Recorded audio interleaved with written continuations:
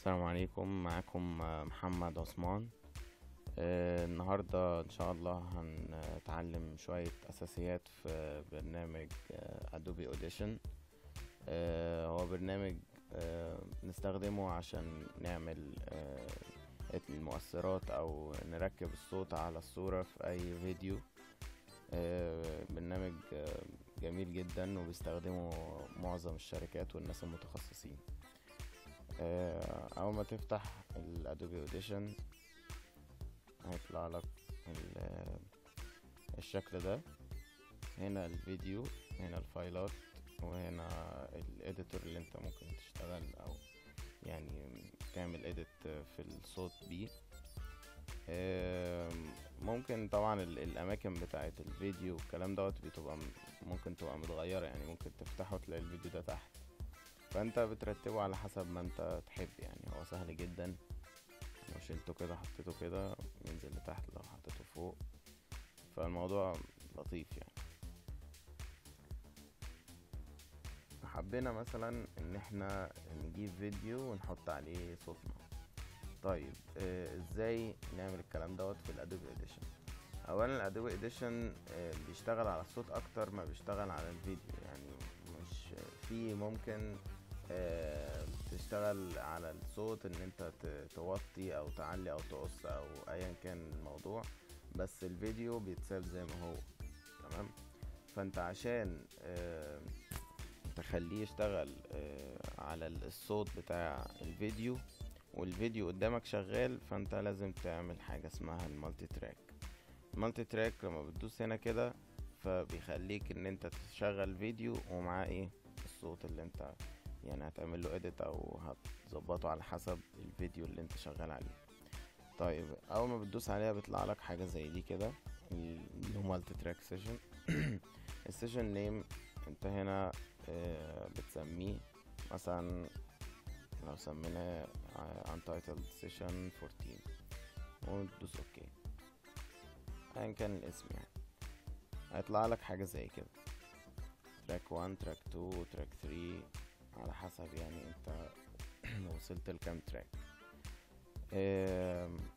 عشان تحط فيديو وتشتغل عليه هنا الموضوع سهل جدا، وكل اللي انت بتعمله ان انت بتجيب الفيديو من هنا كده بتسحبه عادي جدا وتحطه هنا.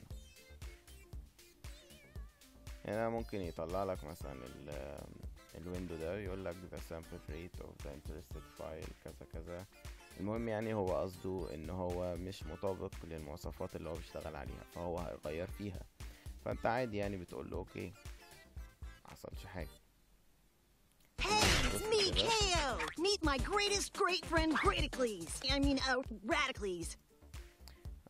هتلاقي هنا الفيديو وهنا الصوت بتاعه.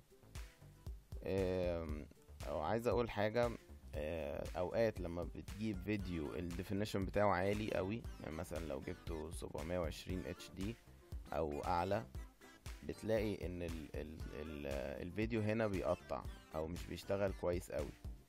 فياريت لو تقدر ان انت تنزل الديفينيشن بتاع الفيديو مثلا ل 360 عشان يشتغل معاك بسرعة. Hey, Rat, what's the situation? زي كده، وهتلاقي الصورة يعني مش وحشة قوي هنا. انت في الاخر وفي الاول وفي الاخر انت بتشتغل على الصوت بس، وبعد كده هتبقى تركبه على الفيديو اللي هو هاي ديفينيشن يعني. شوية اساسيات بقى. عندنا هنا كذا تول ممكن نشتغل بيهم زي الموف تول، الريزور سيلكت، السليب تول، التايم سيلكشن تول. طيب ايه هما ولا بيعملوا ايه؟ انا مش هقول كل حاجه، انا هقول الحاجات اللي محتاجينها بس دلوقتي. زي الموف تول. الموف تول عادي عباره زي الماوس بالظبط، بتحرك بيها اي حاجه كده او كده. عندك مثلا كذا تراك تاني حاجه زي كده وحطيته نفس الموضوع بتشتغل عليه، عايز تحركه من هنا لهنا كده يعني امسح ده. الريزر تول الريزور تول ده من اهم التولز اللي احنا بنستخدمها، هو معمول عشان التقطيع. زي ما انتوا شايفين كده، لو دوست هنا مثلا هتلاقيه قطع الريكورد ده عن الريكورد ده، فبالتالي انت بتقدر بكل سهولة ان انت تحركه، تجيبه هنا تجيبه هنا، اي حاجة براحتك. تمام.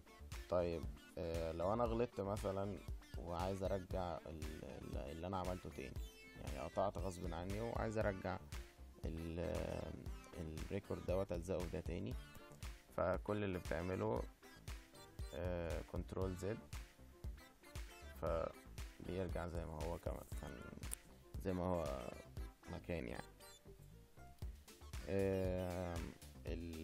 السليب تول مش هنستخدمها دلوقتي قوي فهنسيبها.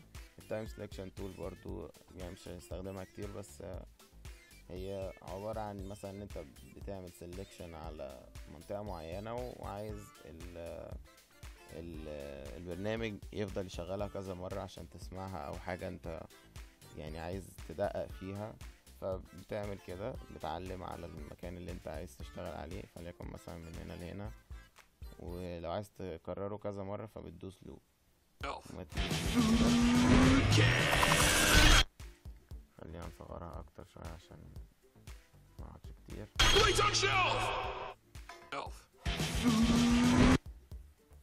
فبيكمل المنطقة دي ويرجع تاني، يكمل المنطقة دي ويرجع تاني. المهم بعد ما عرفنا الكذا تول دول، هنبتدي دلوقتي نعرف ازاي نشتغل على التراك نفسه او الريكورد نفسه. طيب لو عندنا حاجة احنا عاملين لها ريكورد قبل كده، مثلا ده صوت البنت حطيناه كده، فجي هنا في تراك 2 او دوسنا مثلا جبنا من هنا وشغلنا، زي ما انتوا سامعين صوت البنت اللي احنا مسجلينه وصوت البنت اللي في الفيديو الاصلي شغالين مع بعض. طيب ازاي نخلي الصوت بتاع البنت اللي احنا مسجلينه هو اللي يشتغل بس؟ بنيجي هنا عند صوت الفيديو نفسه ونروح دايسين ميوت. تمام. فده بيخلي الصوت دوت ما يشتغلش بتاع الفيديو، واللي احنا حاطينه بس هو اللي بيشتغل. طيب فرضنا مثلا ان صوت البنت اللي احنا حاطينه دوت صوته صغير يعني قليل، عايزين نعليه شوية، واطي عايزين نعليه شوية، او عالي عايزين نوطيه شوية. بنيجي بالموف تول طبعا، ونيجي عند الاصفر ده، الخط الاصفر دوت بتاع الفوليوم. لو طلعته كده طبعا شايفين ان هو بيتقاس بالديسيبل، فهو هنا انت زودت عليه 6.5 ديسيبل. لو عملت كده يبقى نقصت منه 4.8 ديسيبل. هنا الطبيعي اللي هو جاي بيه، فانت على حسب انت شايف ان هو مفروض يعلى مفروض يوطى، فبتعلي وتوطي على حسب الموضوع ده. طيب لو عليناها شوية، خلينا مثلا هنا، جينا نشغل تاني،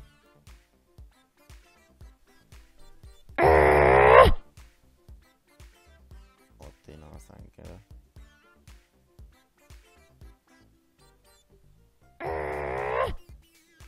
شايفين الفرق؟ طيب خلينا نرجع الخط الاصفر ده زي ما كان عادي، ونشوف حاجة تانية، هي حاجة مفيدة جدا وبتساعدني في كذا ريكورد، يعني دي بعتمد عليها. السهم اللي هو وراه الشكل الاحمر ده فايدته ايه؟ ده فايدته ان انت بدل ما تفضل تقطع كده وتروح دايس هنا مثلا ومسحها، تدوس مثلا ديليت كده، كل اللي انت بتعمله، لو رجعنا الكلام ده تاني، كل اللي انت بتعمله ان انت بتيجي كده وتروح ساحب، بقى الريكورد من هنا لحد من اول هنا، من اول الثانية 4 أو 40. فده بيبقى يعني اختيار سهل جدا، ان انت بدل ما تفضل تقطع وتمسح تقطع وتمسح، فبتسحب كده على طول والدنيا بتبقى تمام. طيب نشوف الشكل دوت اللي احنا شايفينه ده بيمثل حاجة اسمها فيد ان. ايه هو الفيد ان؟ الفيد ان زي ما تخلي الصوت الاول واطي وبعد كده يفضل يعلى يعلى يعلى يعلى، او الفيد اوت اللي هو هتلاقيه في اخر الريكورد لما بيبقى عالي وبينزل ينزل ينزل، زي مثلا الاغاني بتاعت زمان ما كناش بنلاقيها انتهت مرة واحدة، لأ احنا كنا بنلاقي الصوت بيفضل شغال عادي بس بيوطى يوطى يوطى لحد ما يبقى مفيش صوت خالص. طيب خلينا نجرب الفيد ان والفيد اوت. خلينا نجرب على الصوت الأصلي، التراك الأصلي. لو عملنا هنا كده، لو مسكنا الفيد ان ده وسحبنا كده، شوف هتلاقي الخط الاصفر ده طلع كده، يعني بيعبر عن ان الصوت كان قليل الاول وفضل يعلى يعلى يعلى لحد ما هيكمل عادي. طيب خلينا نسمع. Meet my greatest great friend Radicles. I mean, Radicles. Hey Rad, what's the situation? شايفين الصوت بيطلع من الواطي للعالي، بيطلع من الواطي للعالي. طيب لو رحنا للفيد اوت وبعدين رحنا سحبنا كده وجبنا تايمر هنا. You're beautiful.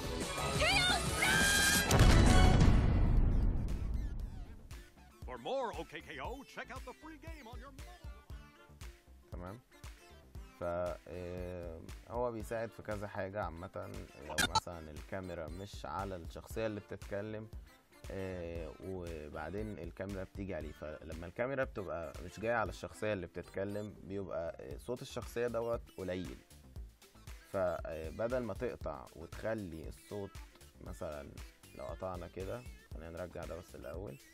لو قطعنا بالريزر تول ده كده وخلينا الصوت هنا قليل، فلنفرض مثلا الكاميرا ما كانتش على الكاميرا فلنفرض مثلا ان الكاميرا ما كانتش على الشخصية في الجزء ده، وبعدين راحت بعد كده الشخصية جت في الكاميرا. طيب لو عملنا كده وشغلنا،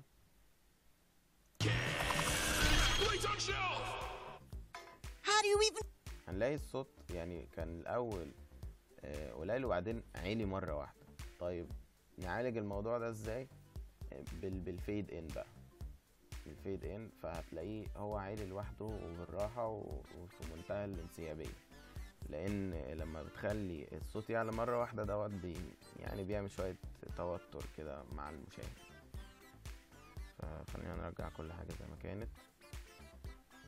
نبدأ هنا. ايه تاني؟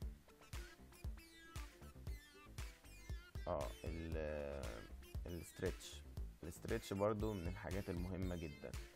الاسترتش هدفه ان هو مثلا لو انت فلنفرض بتعمل دور في صرخة وانت بتسجل، يعني ما عملت الصرخة دي يعني مثلا ثانيتين وهو كان مفروض 4 ثواني او حاجة زي كده، فبتيجي هنا اخر الفيديو او اول الفيديو وتروح ماسك الاسترتش دي ودايس كده سحبها، هتلاقي بص الصوت بقى ايه، ممتد وبطيء. برضو بيفيد لو الكلام مجاش على حركة الشفاه بالظبط، او الكلام كان اطول من حركة الشفاه، يا اما بتعمل ستريتش ان او ستريتش اوت، يعني يا اما بتمطها او بتخليها اقل، فده برضو بيفيد جدا يعني. خلينا نسمع قبل الاسترتش وبعد الاسترتش.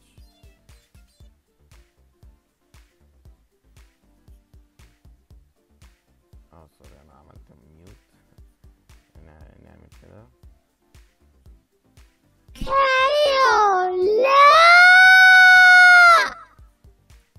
تمام. الصوت طبعا بايظ شوية عشان انا عملت ستريتش جامد. لو عملنا كده وشغلنا تاني كايو لا.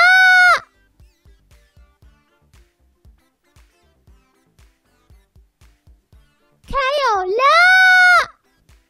تمام، شايفين الفرق؟ فدي فايدة الستريتش تول. و